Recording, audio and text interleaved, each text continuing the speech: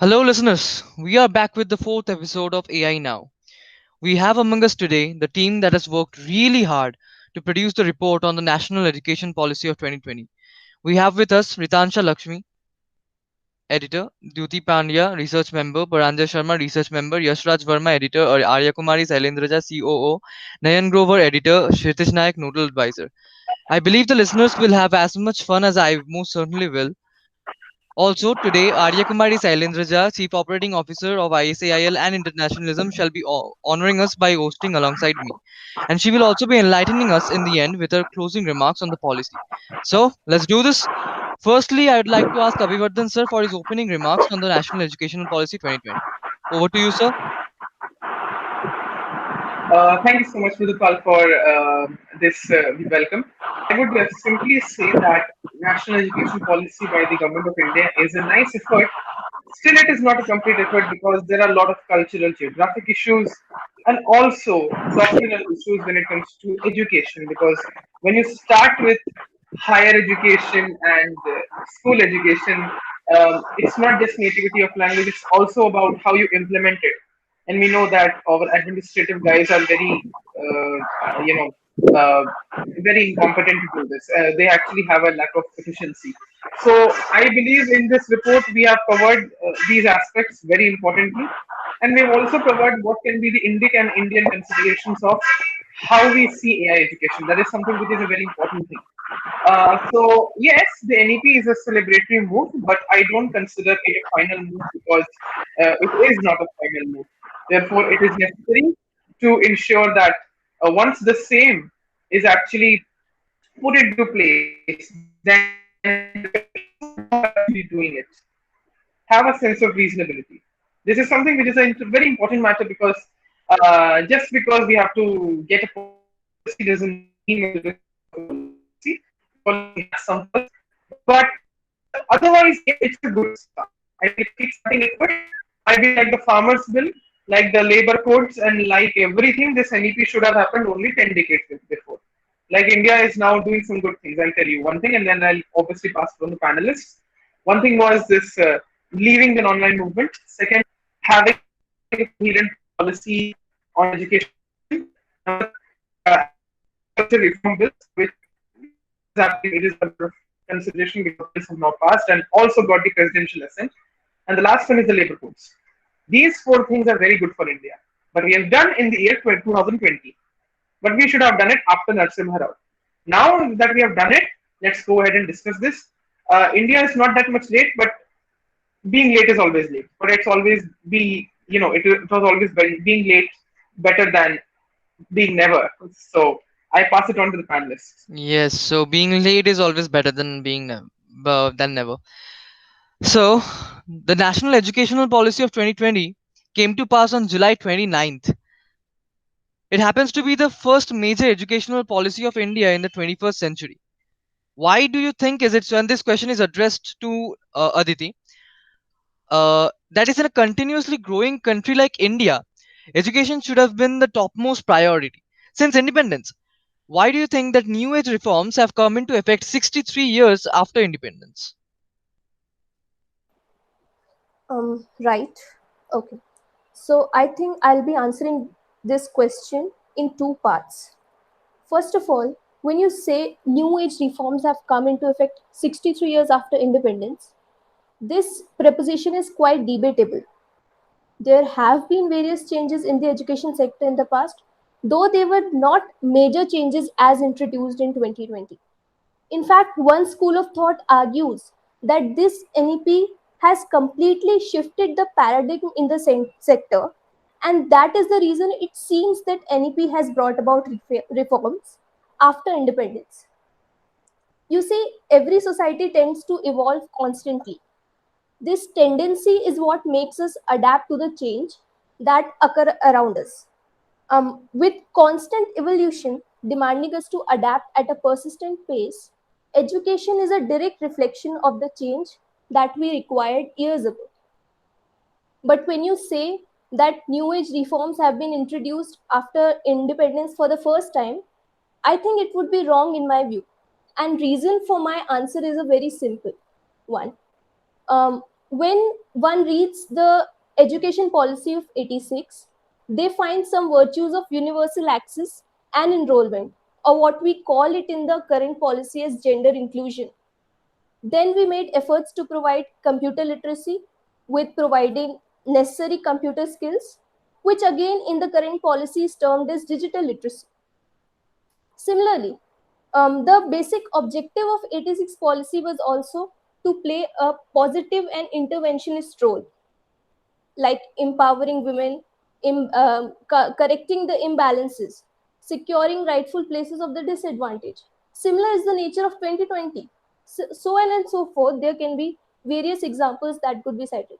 What we see is that there are numerous similarities in both the policies, except for the fact that this policy has completely changed the structure of education, which has its own pros and cons. Of course, reforms are made by this policy are dynamic, but what is new age depends upon the time in which these changes have been introduced. New age reforms were also there in 86 policy in accordance with its time. So are they in this policy, and they will also be there in the next policy whenever it is introduced. Secondly, indeed, this reform took a long time to come. Reforms like this point out to a successful decision making process in a democracy. So instead of a dynamic process, democracies tend to pre process a policy before putting it into action. And this is how it works. Improving the education sector is not just a matter of scaling up, it requires various factors encountering technical and political complexities that shape educational reforms. So, effectiveness is not just introducing, but also sustaining the reforms, which requires various stakeholders at very different levels. So, even if governments push through a policy reform without the aid of those stakeholders, they would face difficulties in implementing those reforms. Then, effective reforms must also be focused and flexible. It requires factors to be kept into mind. Last major education policy was as described seen in 86. Now since then the focus has been shifted, and one of the very major reasons for this is our weak feedback system. Similarly, effective communication strategy is also very essential factor in policy making. What I mean to say is that government need to take control of the policy reformers core message, that prevents misinformation by competing interest group. Most importantly, current infrastructure is not time efficient with respect to surveying and collecting feedback on existing policies, so that changes can be brought about. Now it also takes time to analyze the result, discuss the reform, and create a new policy accordingly. Therefore, what I believe is that these factors are guiding towards the core reason why this policy was delayed, which is difficulties in coping with administrative and political problems. Okay, so thanks Aditi for your answer. So actually, I believe the same thing. Like, if we look into our old education system, there are so many things like that need to be changed, that need to be reformed as well. And I believe that this education policy, that is why this is brought out, like to follow the 2030 agenda that is just taken in 2015 for the sustainable development, to fulfill that goal and to achieve the quality education. That is why government has taken up this step, the national education policy as well. So yes, I would like to proceed for the second question. uh, since the new policy that happens to have more practical hands approach, we all know, like there are so many differences in the new policy, national education policy system currently. So on approach, do you think that the departure from a traditional method of teaching that is going to be, that has been followed from decades and decades, like from a last 10 to 12 years, there was no reformation, no changes had been happened, and it has just changed frequently and suddenly. So do you think that will not cause any agitation in between the community, in between the teachers and the students, that a reformation, that the old tradition that has been followed, that is going to be changed? And the another thing, more radical individual and organization of India were not able to adapt these change. And do you think the protest far and wide against the new education policy, and for not accepting those policies that will going to be happening? This question is going to for Noel. Kindly answer this question.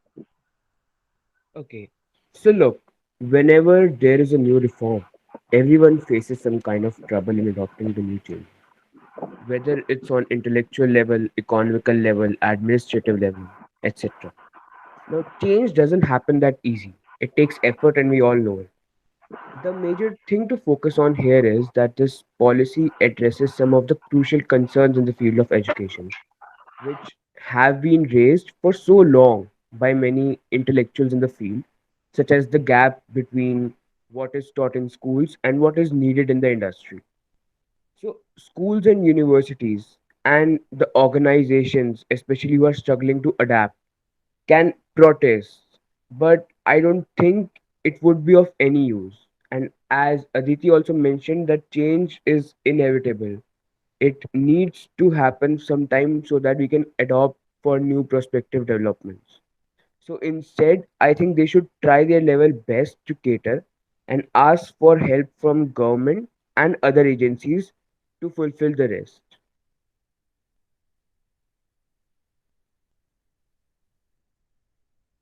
Alright, so the next question goes to Kshitij. Do you think that a departure from the traditional methods of teaching and an education policy of a broader bandwidth was necessary, since India has not progressed very far in the field of information technology? Speaking from an inventive or innovative mentality standpoint, couldn't the policy have waited till significant improvements and advancements were made? All right. Thank you for the question, Mridutpal. I would like to begin by saying good evening, everyone, and thank you for inviting me to the podcast today. So, Mridutpal, I will be answering your questions in two parts. When you talk about where the policy talks about bringing into information technology, using information technology for teaching, and and using information technology in schools. I mean, I from the point, from where I see it, I think the government has very hastily taken this step. The government, has jumped into a, a very deep ocean, is what I see it from. Because see, now people like you, people like me, children who are in private schools, maybe private schools can afford these systems, or these information technology systems, and they can afford computers for their students, and even students, in fact students can afford their own computers.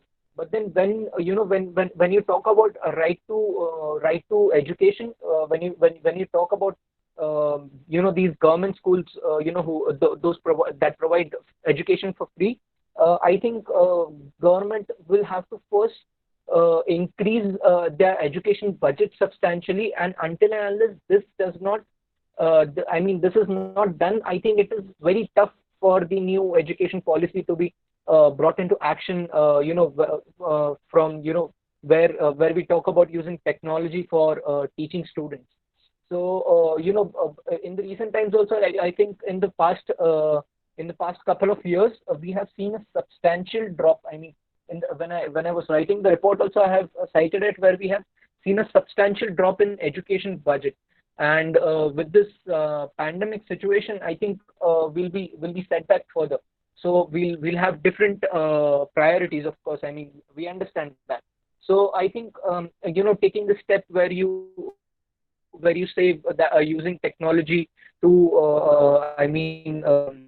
to teach students in schools, I think it will create a huge technology gap that already exists, and it will create a huge education gap as well, between the government school students and the privileged class, you know. So I think that is one major cause of concern that I have, and I think will stay for a longer time until and unless the government increases its education budget. So that is one part. I didn't catch the second part, Vikpal. If you could repeat it again, please, for me.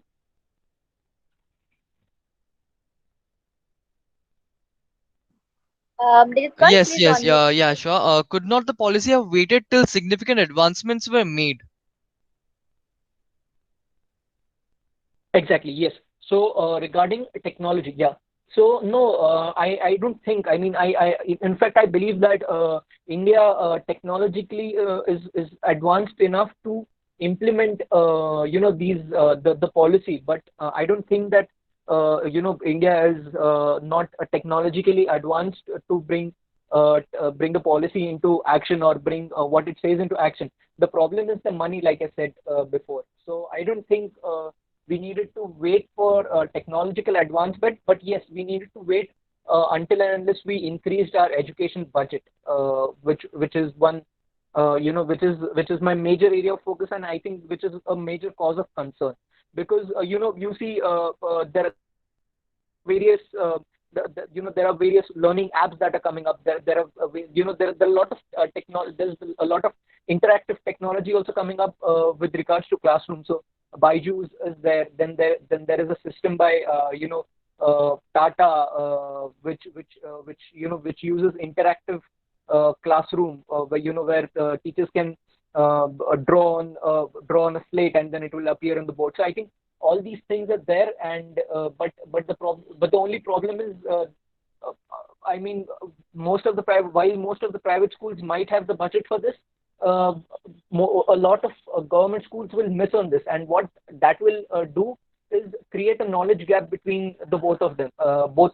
And in fact, it is not just about this, but when you say even during the pandemic, when you say that the schools have been moved online, again the privileged class has the privilege to use their mobile phones and their parents laptops and things like that. But then think about these government school students, who can't even afford a day's food. How are they going to attend online schools, and how are they going to access internet? So accessing of internet is also one of the major cause of concern that is prevalent in our nation, in our country at least.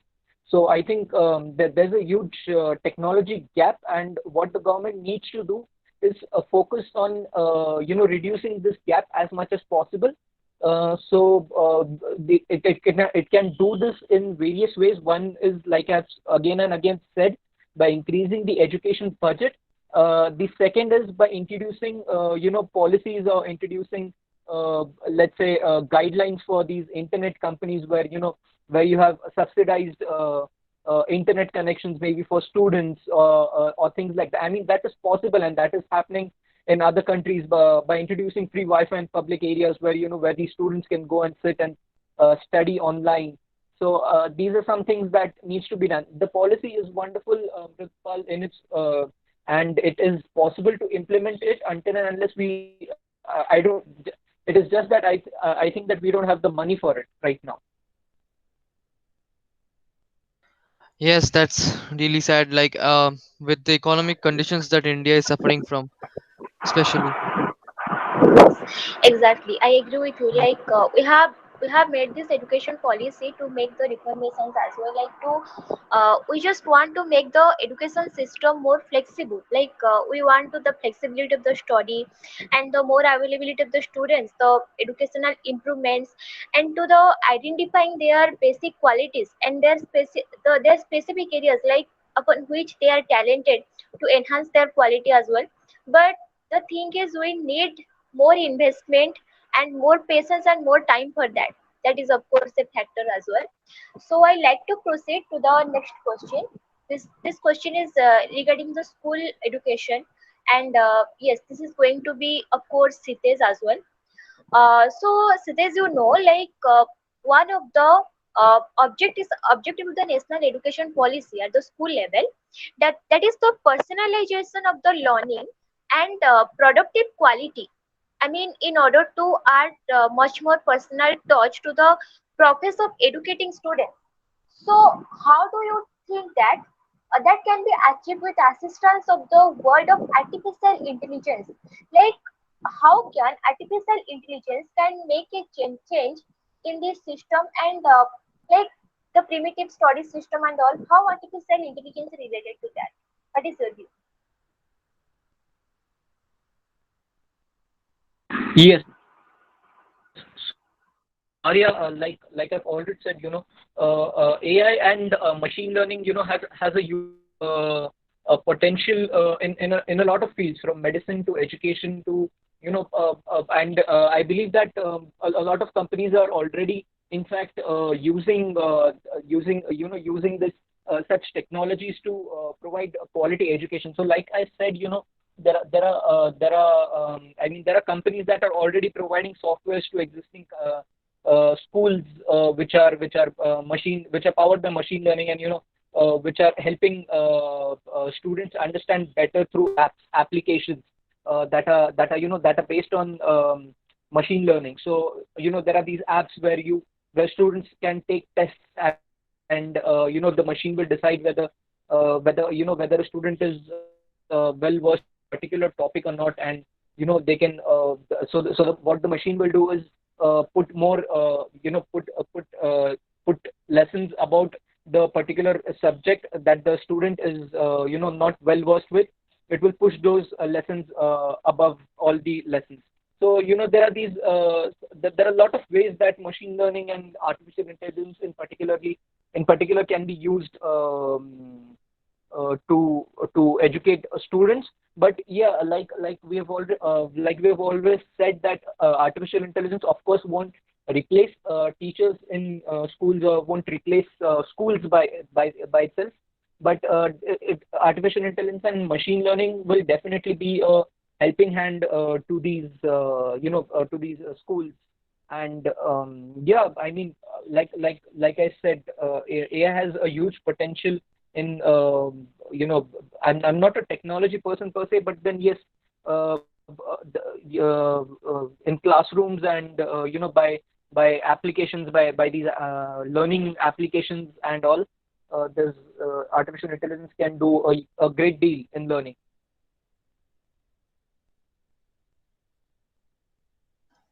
All right. So the Yes, next yes. question goes to Yash. Yash, how significant is the concept of inclusive education, and how do you think the restructuring of the curricula should be done, bearing in mind the prospective nature of the policy and the distinct inevitability of the age of artificial intelligence and a world where people who aren't aware enough of technology might fall prey to recession? Okay. So thank you, Mridul, for providing me with such an opportunity to be a part of NEP podcast. Now coming towards answering your question. So firstly, about the inclusive education. So yes, it is significant. It is significant as it is the need of the hour, as it provides all the students with most appropriate, suitable environment for overall comprehensive learning. Apart from this, coming towards the second question about the restructuring of the curriculum. So restructuring can be done by meeting the required needs of resources. To be specific, the technological resources, as the ratio of availability of PCs and students is very low.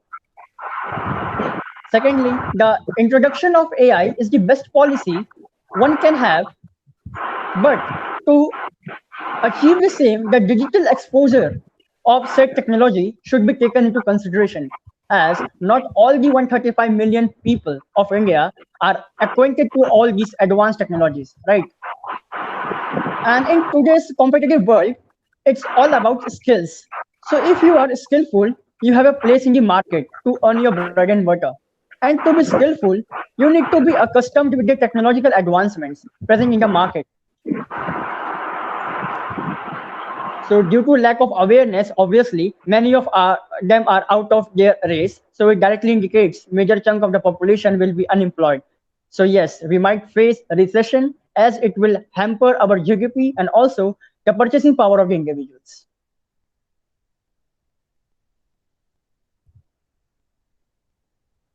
Okay, so thank you. Yes, of course, your point is more relevant. So, okay, I'm going to ask the next question to the CEO of our Internationalism and Indian Society of Artificial Intelligence and Law, Mr. Ravi Vardhan. So, our question is regarding the higher education policy. My question is the study of artificial intelligence that should be made mandatory, at least optional, so that students who are interested that they can understand it, be aware about it, and further spread awareness regarding this. So that much is understandable, but what merits does the inclusion of a multidisciplinary amalgamation between the artificial intelligence and other disciplines that have been held for the future? So, Mr. Abhivardhan, please answer this question. Thank you so much. Well, when it comes to this, one thing which we need to understand is that mandating AI education is not always the solution. Like, I will give a simple example. You try to mandate arbitration as a subject under the BALLB and all that 5 year law courses. Can you assure that whatever the Bar Council is suggesting right now will actually be giving exact education that everybody wants? No. So there's also a matter of anthropological implementation. And when you actually get into implementation, it gets different. Therefore, focus should be on the way the pedagogy also works. You can mandate AI education, there is no problem, and I support it because I'm myself an AI law futurist, and I believe that yes, AI education must happen. But at the same time, I believe that AI education must happen with the sense of training people, teaching them about how it works, what are the problems inside, and how do you adapt towards the same. This is a very interesting development, and I think I can tell you one thing for sure, that when you say AI, first of all, there is no absolute artificial intelligence existing. They are bits of artificial intelligence or algorithmic systems in different forms, like recognition systems, facial recognition systems, and all those stuff. Robotics is one another field which may or may not be included into AI, but it is included.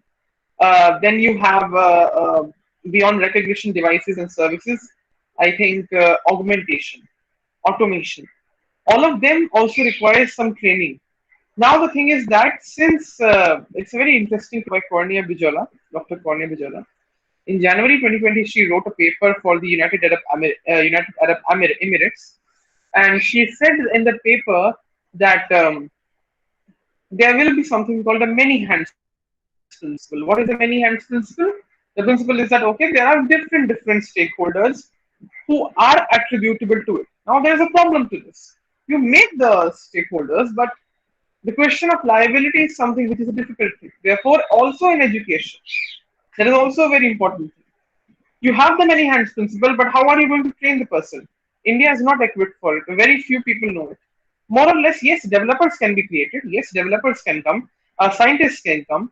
Ethicists can take a part, but considering the poor record of the Supreme Court and the Indian legal system, that they actually philosophize everything and don't come to solutions, I'm not confident of how the ethicists will work, because AI ethicists in India, I don't know, might copy everything from the US and then stamp it on as a privacy issue. So it's a whole educational gap. Why? Because it's an elite street issue also. A lot of elitism is also with regards AI ethics education in India as well. You can find it in law firms, you can find it in companies also. That's also the issue. So how do you solve it? Well, actually, for making AI education a native consideration. And the idea is what? The idea is okay. How do you do that? Focus on native language, focus on native conditions, focus on cultural geographic realities, and then grant them AI. See where it can work out. Don't grant them high level AI. Grant them short level AI, small level AI, which actually can work and help them. And then you see the cycle and then see its development. Once the development happens, you get a solution. And it will take time. It's not just a 1 day rocket science thing, but some initiative must happen. You can't just, and one more thing must to add, AI can help a lot through simple automation. Okay, but in education, the important thing is it can only work out when we know what the purpose is. So you can endorse startups. You can try doing that. You can have a lot of private investment in India on AI. Do it. It is necessary. NASCOM is trying to do that. The government of India is trying to do that. Very good. Very well. There should be AI innovation challenges. But whether it is a question of imposition, well, actually, it's not.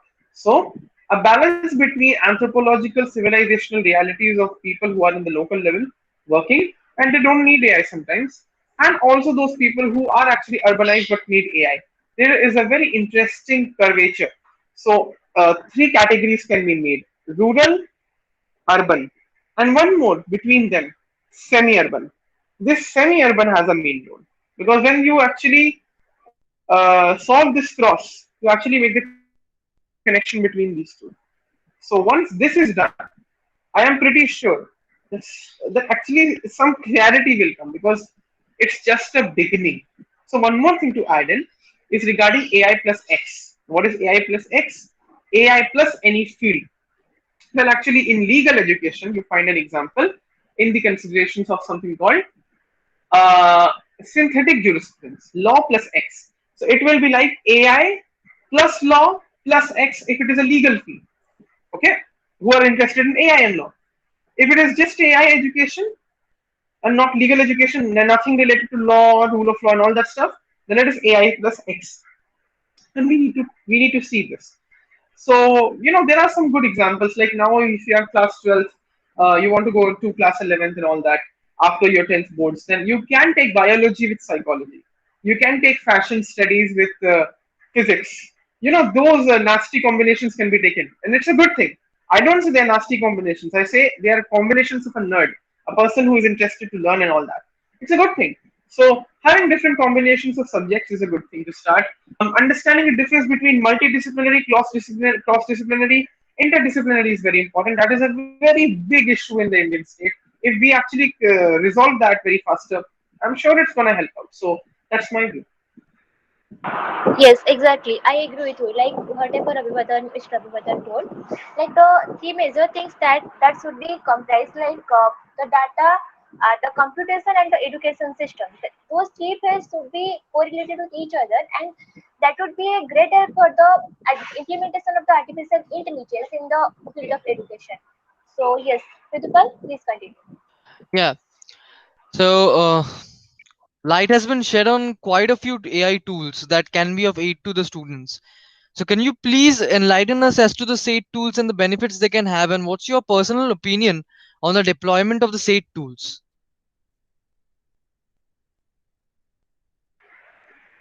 Well, if we understand the role of tools, well, it's a very interesting thing. You have a lot of new technologies that are coming in, which is nice. That is why they are known as disruptive technologies, because disruptive technologies affect your status quo. That is what a definition of a disruptive technology can be. Obviously, I'm not getting into diplomacy because that's not the topic of the day, but let's discuss education. So, these tools are good, but at the same time, they are capable enough to create notions of social control. Now, how much the social control can be is actually understandable from a diplomatic point of view, and I'll tell you the simple thing. I see it from two perspectives, and it's not binary. Which means two perspectives within a dimension. So within one dimension, I'm telling, which is diplomacy and power politics. One is soft power, second is hard power. In hard power, it will take time. So I'm not going to talk about hard power. Let's not discuss military and army. It's not necessary. Let's discuss soft power. Um, in terms of soft power, actually, we are very fluid about it. We are very open to AI in that sense, and we are taking some adaptations. We are capable to it. Our developers and the hackers are capable. So there's no issue with that. But yes, one thing is that we need to break this problem of how these notions of social control can be transformed. Because AI tools can really help a lot in optimizing education. That is for sure. I'm agreeing on that. There's no issue with it. However, the problem starts when actually you are automating everything, and that is the whole problem with this debate. The issue is that India is allied to the US. Okay, so obviously India's geopolitical interest in technology diplomacy will also be like that. I'll tell you a simple example. So Brexit happened. Everybody asked a question. One guy asked a question to my minister S. Jaishankar in an event that, sir, what do you think about Boris Johnson and his government? How will he act? And what will be happening to the UK? Will it be Europeanist or will it be isolated? What it will do? Jaishankar said that UK is still globalized. You can't say UK after Brexit is nothing. I'll tell you why. He says further that there is something called the Indian diaspora there. Okay, so you have people out there who are still global, cosmopolitan, and connected in that anthropological sense. In the Indian case, it works out because of our Indian Americans, Indian Europeans, and also the great affinity which is known as the Stockholm syndrome towards the West. We are not that much lovable towards the Chinese. Some of us might be, that is another thing. So this is also important because why? Technology is political, it has a cultural connection. So the Chinese actually think that they want to control education and technology. Well, they're very efficient in terms of money gathering and giving education in quality. That is what China has been really great in terms of the middle class. America is competent, but the problem with the Ivy League colleges like Harvard and Stanford is that they have become too much ideologically biased. Therefore, I would not need to tell you further how bad they are right now. Right now, not before, not 20 years before. Right now, I think in the 10 years they actually started defeating. That's why this, there was a video by the Economist where they were just showing that okay, if Chinese people are banned from universities, international being international students, does it affect? Yes, it does affect. Why? Because your education considerations will be based on money. So a lot of Chinese students comes, right. Now this is also an important point. Why? Because you have created a diplomatic consideration through soft power. So soft power has a very important role. India has not seen what its transformation can be. Israel has a consideration with culture and cybersecurity very well. Russia has a different problem. Russia is actually dependent on services sector. That's why it is not able to do. But in cybersecurity, Russia and Israel are very strong. So when it comes to India, the solutions can be long ranging. One thing we need to understand is we can be allied with the US, but the Republican aspect of US and AI ethics has not arisen yet. So we need to be very beware of those MNCs, LLCs, and AI startups and all those thought leaders who actually think that AI can be, utilized and utilized everywhere. I am completely disagreeable of this that AI can be used everywhere because I don't think so. Every civilization and human beings are there have their own considerations. Technology does only have a role to evolve them, not to revolve them, and not to cause any kind of unreasonable disruption. You can control disruption also, because disruption is also a matter of study, right? When you study people, you understand the technology development and everything. You actually come to know how it is working. So that is the thing. This is my soft power, hard power approach. Others, I don't think so are relevant. What the statistics say, all that, they are still growing. So at an aesthetic level, at a practical level, how they work on is the major thing. We are much, Indian Americans also have a contribution to it. So we have a lot of affinity towards Western technology, but have we still understood Facebook and Instagram? I don't think so. We commoners have not understood. So we need to do that, right? Therefore, in AI education also it will be the case. We need to be beware about it, but at the same time, we should welcome AI technology, but we should do it, you know, in a cautious manner. Yes, actually, whatever you told, that is really very, very important. Okay, so now I just want to add one more thing. Besides the national education policy, that has been one thing more suggested, that is National Educational Technology Forum. Like the technology forum is set up to provide a platform for the free exchange of the ideas of the use of technology to enhance learning, enhance assessment, enhance planning, and enhance the administration system, and to provide all systems in a very smooth way. This technology forum is being built. So my next question is to Mr. Sitesh. So what would you think, like how crucial this role of National Educational Technology Forum that is going to provide to for the upcoming days, like how it is going to be useful? Sitesh, please continue.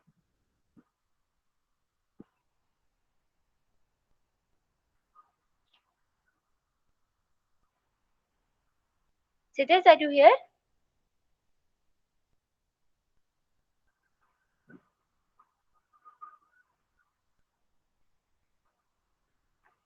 Okay, so okay. Uh, okay. So yes, would you like to answer this question?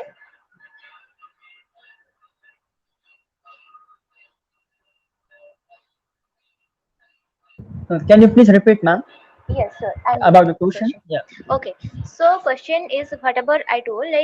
We all know that in the national education policy we have one more thing we have built, that is National Educational Technology Forum, right?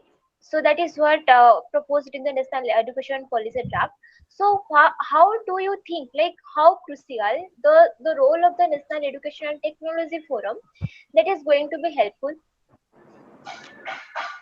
Okay, so regarding the forum, yes, if there is a forum, so obviously it will have a check and balances on all the sites which use education and which is used for education. Apart from this, yes, there's some be some norms given by this forum to regulate the same, and yeah, that's it. Okay, thank you. So yes, I like to proceed to the next one, like that is related to, of course, the same field, National Education Technology Forum as well. So we all know that it's for sure that the arrival of the better technology, right? When we adopt a new technology, when a new technology arrives, that brings about many new opportunities and opens up the new avenues as well. But with but we all know one thing, like great power comes with the great responsibilities, right?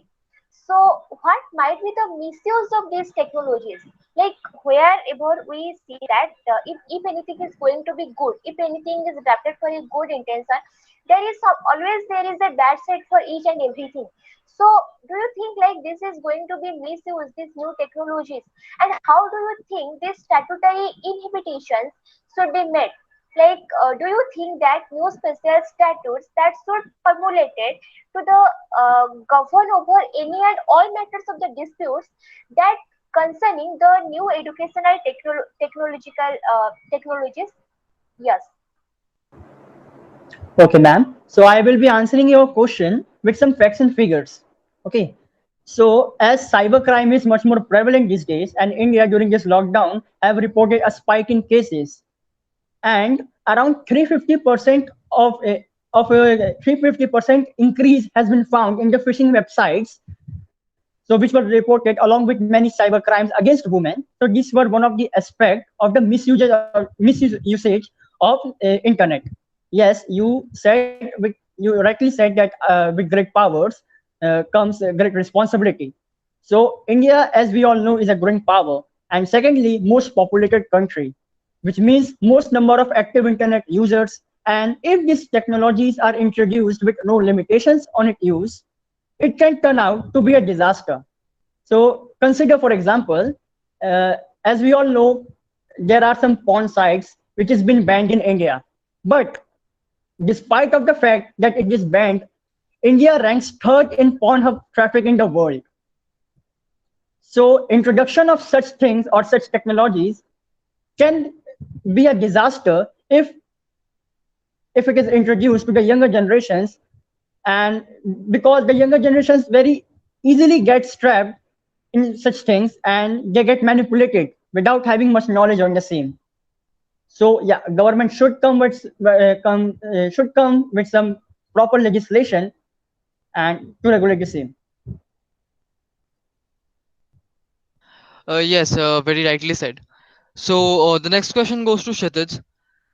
It is common knowledge to us that we as Indians are concerned about professions such as engineering, medicine, law, etc., which might perhaps even be called mainstream professions. While Indian parents more often than not pressurize their children to go into these pursuits, keeping this landscape in mind, how do you think the arrival of new age technologies shall help the other so called offbeat disciplines, such as the culinary arts, linguistics, ancient linguistics, archaeology, etc., in gaining their fair share of attention amongst the Indian pillars of tomorrow, that is the children of today, the citizens of tomorrow? And based on the said landscape, what challenges might be faced in the implementation.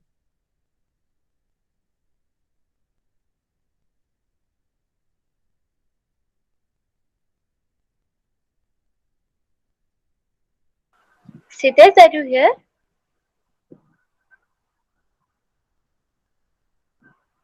Arya, could you please repeat the question, please?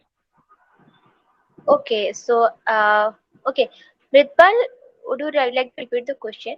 Yeah, sure. So, Kshitij, it's common knowledge to us that we as Indians are concerned about professions such as engineering, medicine, law, etc., which perhaps might even be called mainstream disciplines, while Indian parents more often than not pressurize the children to go into these pursuits. Keeping this landscape in mind, how do you think the arrival of new age technologies shall help the other so called offbeat disciplines, such as the culinary arts, ancient linguistics, archaeology, etc., in gaining their fair share of attention amongst the Indian pillars of tomorrow? And based on the said landscape, what challenges might be faced in this said implementation? Thanks for that, Mridupal, and I apologize for the background noise. So, like you said, Mridupal, um, uh, where again, that is that is very true. That that Indian parents are very focused on traditional or let's say particular fields of particular fields of work, which includes medicine and things like that. So when we talk about how new age technology will affect these non-traditional or let's say other areas of work, like you said, culinary. So the fact, the reason that I like the NEP so much is that it includes AI education. It includes education about artificial intelligence, and it includes teaching students about AI and machine learning from a very young age. I think that is a very brilliant move. That in the policy itself, because AI and machine learning is going to be a norm of tomorrow. So every technology or every field is going to use technology to a certain extent to in their daily lives. So when we talk about culinary, so you just gave an example of culinary. So recently, I was reading about this organization that makes fake meat. So vegans, it is a it is an organization that makes vegan meat. So the way they make this vegan meat is by using AI to to identify the meat or to test the meat on chemical on a chemical level to ensure that it tastes as very similar to um, the real meat. So, this is one way that AI is being used in hotel, you could say culinary arts. And, there's one other example of how AI is being used. So there is this organization that makes pizzas, and delivers pizzas. So the way they have it's in the US. So they do their own delivery and everything. So but they use artificial intelligence, to determine or to decide, or a machine decides which order should be delivered first in order to ensure that the pizza reaches hot pizza to the person, and the pizza reaches quickest to the person. So these so artificial intelligence is basically going to be the norm of tomorrow. So and every field, I believe, is going to use AI to a certain extent. A law kai example, if we take an example of law, AI powered tools are are largely going to implement are largely going to affect the legal practice. When we talk about basic things like drafting agreements or advanced skills where research is involved. So artificial intelligence powered technology is going to be of is going to have a huge impact on these on all professions, I believe, not just basic professions or traditional professions, but then all professions, all areas of work. Okay, thank you, Sitesh. Okay, so I think we have already covered almost all the parts. Am I right, Pritpal? Okay, Yes. so okay, so now I like to uh, I like to proceed with the last and conclusion part. In the conclusion part, I would ask to Nayan if he wants to add anything like this national education policy. Uh, what do you think? Like the merits and demerits of this policy. So first, Nayan will answer this question, and then I'll proceed for the final remark from yours, and then we'll end the session. Yes, Nayan, would you like to say? Are can you repeat the question? Sorry. Yes, I just asked that this national education policy. So, what do you think? Like, how significant and useful this policy, according to your opinion? So, thank you for that question. So yeah, if we look at on paper, the policy looks really significant, and it can bring a lot of meaningful changes in our education system and also for the employment in our country. But yeah, all it depends and comes down to is how the policy is implemented, as said by other panelists here. Because no matter how good it is on paper, but unless and until all of which is written is implemented perfectly, and it really that the education really reaches across all various sections of society, weaker and so on, and also we are able to bridge the gap between what is required in the industry and what is taught in schools, we cannot say that it can play a significant role. So yeah. Okay, great. So now I like to proceed to yours. So this is the last question to you. So Okay. what do you think? Like, how significant and useful, according to you, this National Education Policy 2020 is going to actually prove to be, and why do you think so? And according to you, what were the demerits and the merits of this National Education Policy? So yes. Okay. So I would like to give some justification with some other facts and figures. So as per the reports, the internet penetration rate is 50% as of 2020 in India. Apart from that, 24% of the Indian households, 24% of the Indian households do not have internet facility, do have internet facility, and a major chunk of the population is deprived of the technological benefits. Also, I would like to mention some figures from the Kothari Commission regarding the education.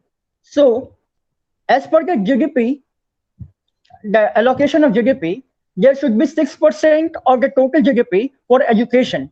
But in today's scenario, only 3.2% of the GDP is allocated for education for the year 2020 2021. And there might arise a situation of mobocracy over democracy if government fails to provide reformative measures for education and employment, as both are linked to each other. Apart from this, there is some, as I already mentioned before, there is a lack of awareness, the lack of awareness of digital exposure in the usage of technological facilities that are being provided to the 135 million people. Not all of them are familiar with the advanced technologies, right? So the government being, and also apart from this, I would like to mention that the government being silent on right to education, which is guaranteed under 21A, it can prove to be a major setback for the NEP 2020, as if this policy is not covered under the ambit of RTE, no person will be benefited from such a policy, right? And the problem of lack of resources, low availability of PCs in the government as well as private schools is also of significant importance. Now, coming to the conclusion part, what I can add on is instead of purchasing expensive AI softwares from foreign technological giants, government should consider developing some home developed softwares under the Atma Bharat mission to boost the technological sector in India.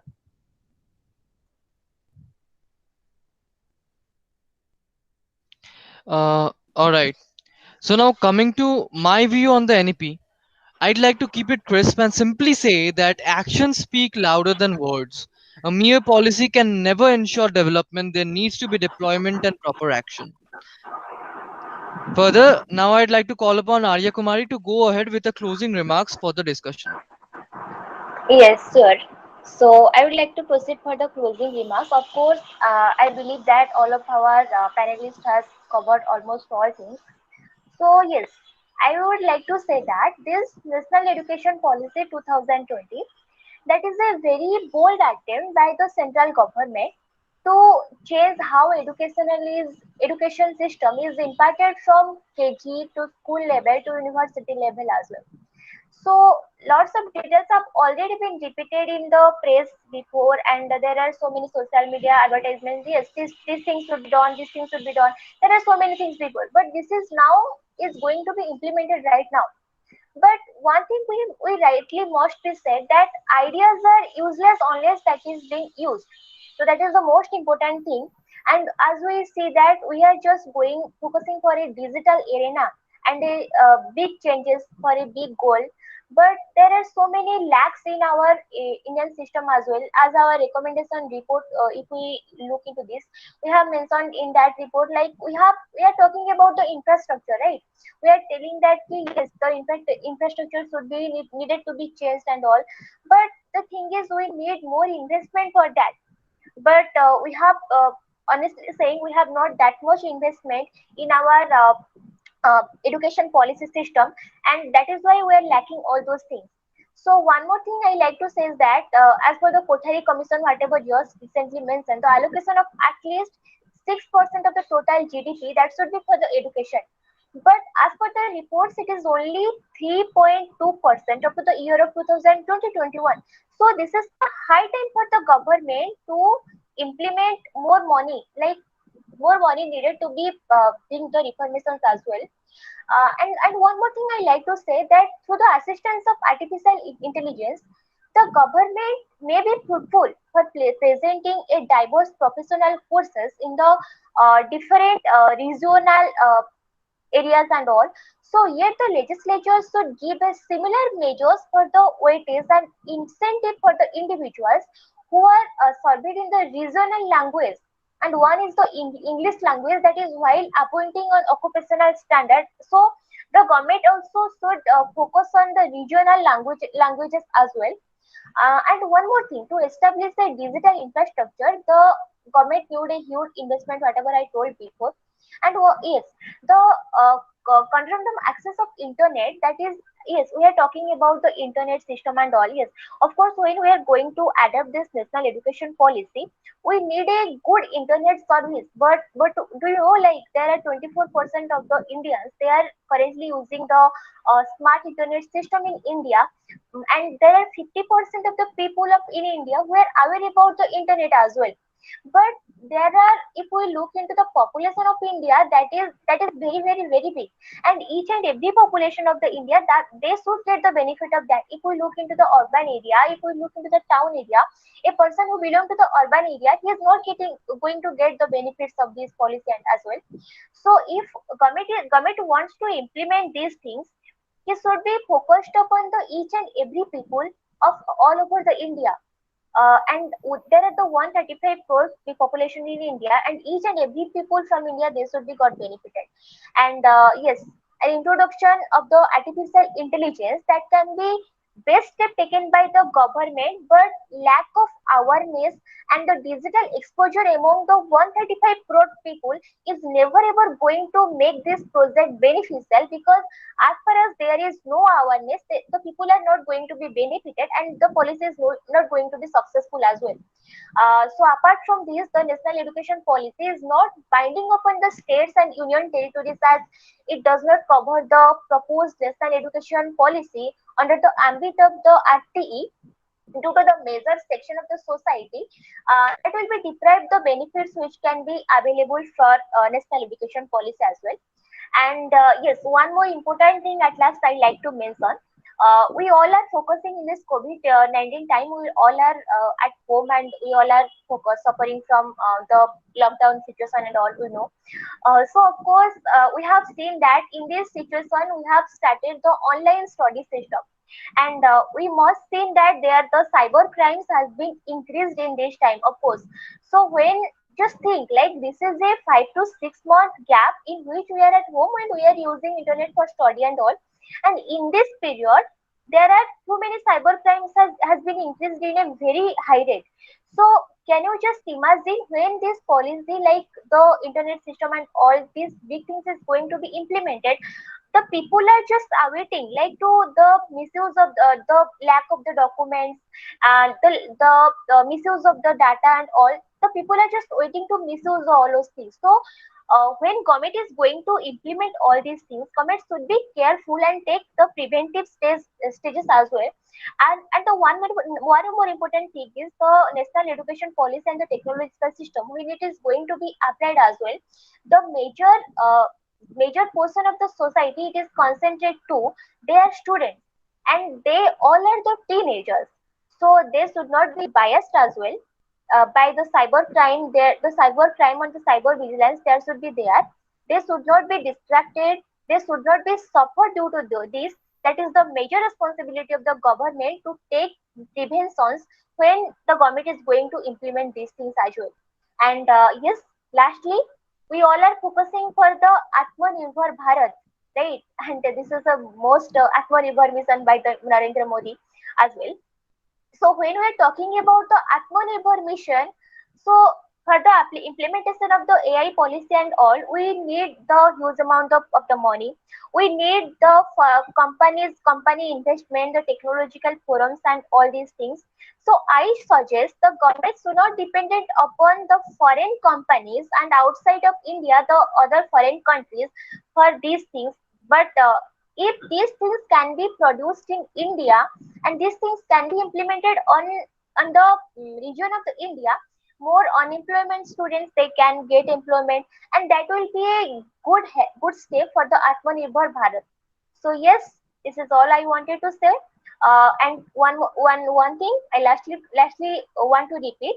Let's implement these things, and on the very ground level, we this podcast is for almost of our students, law students, and the lawyers, and all the community of Indians as well. We are just doing this podcast. So I like to suggest all of you that yes, you all read the national education policy. What is it? And yes, just think what can we do in our basic level.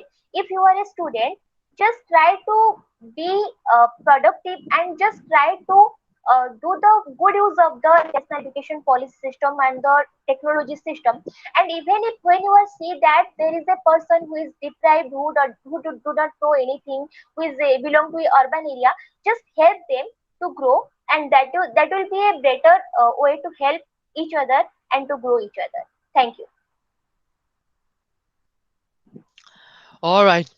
So that brings us to the close. I heartily thank all of the people present and participating here for this awesome session.